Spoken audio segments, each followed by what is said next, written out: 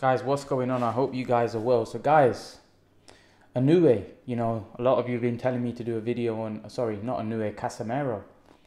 Casimero destroyed Micah in 3 rounds.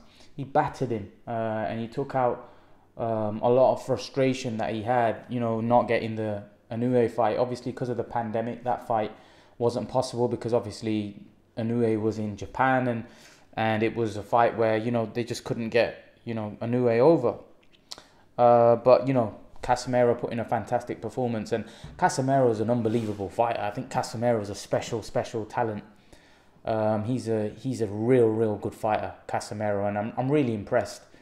If I'm honest with you, I'm very impressed with genre Casimero. I think he's a brilliant fighter and brilliant talent. At first I thought, he's a good fighter, but I don't know if he's the real deal, especially the fact that he's promoted by Manny Pacquiao. But this guy is the real deal. This guy is, he's the real stuff. He's made out of the real stuff, and I think he is going to be a serious problem for Inoue. I still think Inoue wins, but it wouldn't shock me if Casimero beats him, because Casimero's got a lot of confidence. He's got the bit between his teeth, and he looks the real goods to me. He looks special, and I don't say that about a lot of fighters. I think Casimero has a great chance of causing an upset. Inoue's the poster boy, the Japanese superstar, but I do think Casimero's growing. His stock is growing, his confidence is growing, and he's not afraid of Inoue. He believes he's going to beat him. He believes he's going to go in there and upset the apple cart. So I actually think that with each fight that's going by, I think Casimero's getting confident. And Casimero was very violent call out of Inoue, abusing him. He wants that fight badly. And I think they need to find a way to get that fight on, because that is an absolute cracker of a fight. It's a cracking fight. It's an unbelievable matchup. It's an unbelievable matchup between two little men that are gonna put it all on the line. We already saw Inoue and Donaire in a fight of the year candidate, and I think we've potentially got another one between another Filipino and the Japanese superstar. I think it's an unbelievable fight. I think it's gonna be end to end, and I think. To be honest with you, I can't wait for it. That's be one of the fights that I'll be looking forward for. It's an unbelievable fight. It's one of those fights that, when Inoue was going to fight Donaire, I was looking forward to that. But Donaire was kind of past his best, right? Casimero is in his prime right now. Casimero is the real goods right now. Casimero isn't past his prime years. Casimero is in his prime. So that makes the fight very interesting, because you got two guys, one very young in Inoue, that's a brilliant fighter, and one in Casimero who's not the youngest, but he's still in his prime. He's fresh and he's in his prime. He's confident. He feels that he can take on the world right now. He's a serious problem for any guy right now. Casimero really believes he's going to beat Inoue. He's not doing it for a paycheck. He's not doing it. He believes he's going to beat Inoue. He believes he's going to go in there and crush him. So I think that is the best fight that can be made right now. And I actually think that's a super fight. I do. I think, obviously, because they're smaller men, it's not going to get the kind of hype that the bigger guys get. But I think it's going to be such a great fight. I think stylistically, the styles mesh. And I think it's going to be a crackerjacker. And I actually think that could be a fight of the year contender, and I think they need to get it on end of 2020, or I don't think it's going to happen this year, but 2021. Now, I don't know why they can't get that fight on. Is it because they're saying that they need the fans in the stadium? Well, we could be waiting a long time. I think that fight needs to be made. I think that fight is a brilliant fight, and I think Inoue becoming a superstar in America has been put on hold, because Inoue isn't able to go over to America, and I don't know whether he's in America, but they've got to get a shift on with his career, because his career has been halted massively. Because of the pandemic. He's in the prime of his career. He's just had a great win against Donaire, and now he's not able to fight. How long ago was that Donaire fight? that Daenerys fight was ages ago. Was it at the end of 2019? I can't remember. But that Daenerys fight seemed a long time ago. You know, I think it was November. I think it was, yeah, it's almost a year out the ring. For a guy that talented and a guy that good and a guy that young, being a year out the ring is a long time. You know, it's a long time. I know obviously it's no fault of his own. But nevertheless, you know, this pandemic has really hurt a lot of fighters because these guys need to fight, man. These guys need to fight. And without, you know, fighting, you know, some of these stars may just go down the wayside like Inoue. Inoue is a superstar. And he's not fighting. And listen, I think we need this fight to happen between Inoue and Thing. And listen, I don't want to hear anything about crowds and stuff because we've seen fights that are very lucrative, happen, like Dillian White Povetkin. That's not a small fight, and that took place. And I'm pretty sure those two guys both got paid more than what Inoue and Casimero as smaller men would get paid. So I personally think that they need to make the fight. And as boxing fans, you know, that's a fight that the boxing fans would love to see. It's a huge fight, and actually now it's getting a lot of notoriety because people actually feel that it's a big fight. People think that would be a great matchup between two great warriors. So I personally think that fight needs to happen. I think it needs to happen, and they need to get it on. They need to get it on because I think it's a super fight. I do. I think it's a special fight. I think it's a special fight, and I think it's a fight which would be just a great fight. Styles make fights, and I think styles would mesh. They would clash beautifully, and I think it would make for a war. It'd be another repeat of Daenerys and Inoue. It's the only thing I have is Daenerys was a big guy, so Daenerys was able to take Inoue's punches. Would Casimero be able to take that onslaught? I'm not so sure. But then having said that, Casimero's also got weapons of his own. He's got big puncher himself, and he's relentless as well. So that could be a problem for Inoue. So, and he's more fresh as well than Daenerys. So again, it makes for a spectacular fight. It makes for an intriguing matchup. So I can't wait. I think this is one of the fights. This would be fight of the year candidate. You know, the little guys don't usually disappoint. You very rarely see a little guy fight that have been hyped up and that doesn't live up because they're just going relentlessly at each other. So I think it makes for a spectacular fight. They just got to make it happen. So, you know, and Casimero's, you know, called out Inoue, but it's whether they can make that fight. It's whether they, you know, have the money. You know, I'm pretty sure both guys are with Top Rank, I think, or no. Casimero's with Manny Pacquiao Promotions and Inoue's with Top Rank. So I think it makes for a spectacular fight. So let's see whether they can make the fight, whether it can materialize. But if it does materialize, it would be a great fight for sure. It would be a great fight for sure. It's one that I'm looking forward to as well. But guys, I want to, the second part of this video, I want to respond to a few Brook trolls that have been coming at me and talking nonsense, and they've been saying, you know, a few things to me in the comment section, and I found it kind of funny. You know, trying to diminish Amir Khan's record, trying to diminish him as a fighter, and I'm just gonna put a few facts out there. Because a lot of these guys like to give their opinion. Now, a lot of them try to big up Shawn Porter. They tried to make out like Khan would have been no match for Shawn Porters. They even said to me Amir Khan would have got destroyed in his prime against Shawn Porter. And Amir Khan wouldn't have gone 12 rounds. He would have been knocked out in 3 or 4 rounds against Shawn Porter. Shawn Porter would have been too much for him. I think we'll all agree that Amir Khan was in his prime from 2010 to 2015. I would agree right now Shawn Porter would beat Amir Khan. I would agree with that. But let's go back. If Shawn Porter had faced Amir Khan in his prime between 2010 and 2015, the Brook fanboys say that Shawn Porter would have destroyed Amir Khan during that period. During that period, Shawn Porter would have destroyed Amir Khan, and Amir Khan wouldn't have been able to go 12 rounds with him.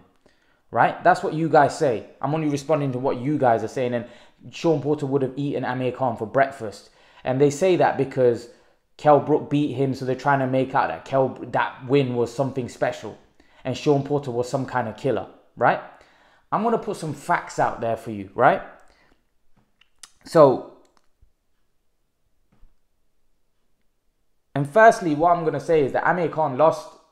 The Kell Brook fans say, yeah, Amir Khan was a brilliant 140-pounder. We don't deny that he was a brilliant 140-pounder. But what did he do at 147? So in this thing, don't talk about Danny Garcia's loss then.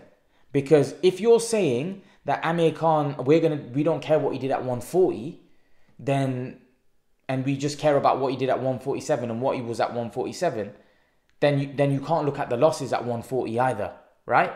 Because you can't have it both ways. So let's look at 140. Let's look at Shawn Porter. I want to look at Shawn Porter because you're saying Shawn Porter would destroy Amir Khan. He would, in his prime, Amir Khan wouldn't have gone past 5 rounds with him. That's what the Kell Brook fanboys are saying. So let's have a look at Shawn Porter's record in around that time, from 2012 to 2015 when Amir Khan was in his prime, right? Shawn Porter fought a guy called Alfonso Gomez in 2012, in July of 2012. Shawn Porter went, I believe, 10 rounds with that guy. He won by unanimous decision against Alfonso Gomez, right? In his next fight, he fought in December of 2012 against Julio Diaz, right? He had a split decision draw. And go back and watch that fight. Go back and watch the interviews after that fight. Most of the people felt Shawn Porter lost, right? He had a split decision against Julio Diaz, right? So another guy went 12 rounds with him, and Amir Khan beat Julio Diaz, right? Then in 2013-05, right? So in May of 2013, surprise, surprise, Shawn Porter fought Phil LaGreco, right? And guess what? Shawn Porter won by unanimous decision. He went 10 rounds with Phil LaGreco, who had 1 week's notice for him. Who's Phil LaGreco? Was that the guy that Amir Khan fought after he got knocked out against Canelo after being 2.5 years out the ring, right? And was clearly past his best. Amir Khan was past his best. What happened in that fight? Oh, Amir Khan knocked him out in 50 seconds. And Phil LaGreco, unlike Shawn Porter, had a full training camp for Amir Khan. But he only had 1 week. But yet, Phil LaGreco still went 12 rounds or 10 rounds with Shawn Porter and lost by unanimous decision. Okay, then we move forward in 2013 in September. Shawn Porter fought Julio Diaz. Again, this time he beat Julio Diaz, fair and square. But again, by unanimous decision, he didn't stop Julio Diaz. Then in 2013, he fought, in December, he fought Devin Alexander, right? And he won the fight by unanimous decision. And you know what? I actually thought Shawn Porter knocked out Devin Alexander. And I apologize to Alexander, right? Because I actually thought he knocked him out. And I said in the previous videos that Shawn Porter knocked out Alexander. I was wrong, because he didn't knock out Alexander. He only won by unanimous decision. And you know what? The scorecards were 113, 115, 116, 112. And guess what? A year later, Amir Khan fought Devin Alexander. Do you want to know what the scorecards were for that? 120, 108, 119, 109. Right? That was the scorecard. Then after Devin Alexander, Shawn Porter finally got a knockout. He beat Paulie Malignaggi by knockout. But the guy that Amir Khan knocked out 4 years ago. Amir Khan knocked out Malignaggi 4 years ago. All right, okay. Then he fought Kell Brook and lost by majority decision. So this is about 3 years. So you would say Amir Khan was in his prime around this period, right? So are you telling me, right, that Shawn Porter in around this time would have ate Amir Khan and destroyed him in 5 rounds when he went 10 rounds with Alfonso Gomez? Gomez. He went 12 rounds with Julio Diaz. He went 10 rounds with Phil LaGreco and won on points. He went 12 rounds with Julio Diaz. He went 12 rounds with Devin Alexander, but he would knock Amir Khan out. These are guys that Amir Khan beat comfortably, a lot better than what Shawn Porter beat. But yet, in around that period, you're saying that Shawn Porter would have destroyed Amir Khan. Like, what are you smoking? What? The guy went 10 rounds with Phil LaGreco, won on points.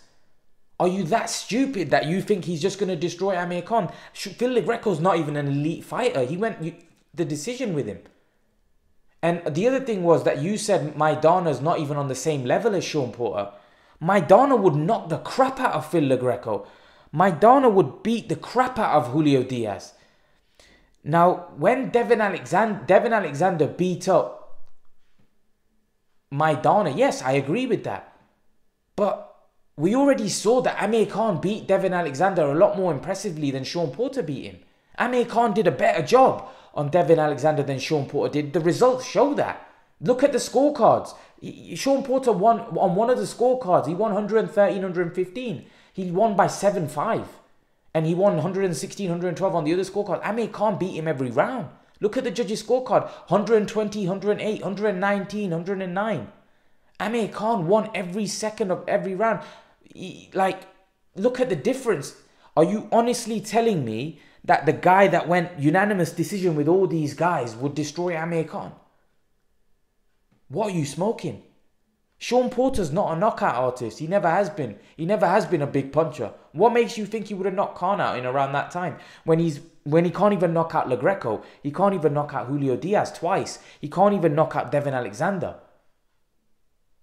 He knocked out Paulie Malignaggi in 2014 when Khan knocked him out 4 years before. And then lost to Kell Brook. So, listen, I'm talking sense here. It's quite obvious that Shawn Porter in around this period is no big puncher. He's not knocked anyone out. He couldn't even knock LaGreco out. We already saw what Khan did to LaGreco, and Khan was way past his prime when he fought LaGreco.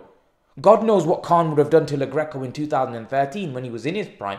He would have bashed him up. Shawn Porter went 10 rounds with that guy. Won on points. He won on points against Phil LaGreco. Are you being serious here? Are you telling me a guy that's going points with Devin Alexander, points with Julio Diaz twice? And listen, Amir Khan beat Julio Diaz on points. Phil LaGreco on points. Points with Alfonso Gomez would just destroy Amir Khan. Are you being serious? Some of these guys aren't even elite fighters that he's fighting and going points with. Like, I don't know what you guys are smoking. It's quite obvious that Shawn Porter's not that great and your guys are just hyping him up to make Kell Brook's win look great over him. His record shows that in around that period. It was nothing special. So we're talking, look at that record in around that time when Khan was in his prime. That's poor. He went 10 rounds. He went the full distance with Phil LaGreco. Are you being serious? The guy that Amir Khan washed within 50 seconds. Over the hill, Amir Khan washed in 50 seconds. Like, come on, man. You guys are really clinging and trying to make out this guy something special when he's clearly not. I've proven it here. This guy's going 12 rounds with not even elite fighters.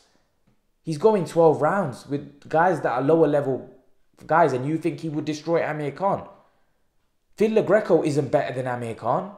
And he went the distance with Phil LaGreco. He went the distance with Julio Diaz twice. He went the distance with Devin Alexander. And Amir Khan did a way better job on Devin Alexander than Porter did. Come on, man. What are you guys talking about? You're talking rubbish. Embarrassing yourself. Stop doing it. Stop trying to make out Kell Brook's win. That Kell Brook beat Ali. He didn't. He beat an average Shawn Porter. His record suggests that in around that period. What did he do? His only meaningful win came against Danny Garcia, and that was a split decision, which, he lost to Ugas, and he got a gift decision there. He hasn't really beaten anyone. Even he beat Adrian Broner by unanimous decision, and he got dropped in that fight. He's nothing special, Porter. Nothing special as far as I'm concerned. You know, but it is what it is. You know, you're probably going to come out with some other crap. But the record, I've just gone through his record, and that in itself shows it's nothing special. But leave your thoughts, guys. Let me know what you think. And guys, remember to please like, share, subscribe to my channel. I'll see you guys in the next video.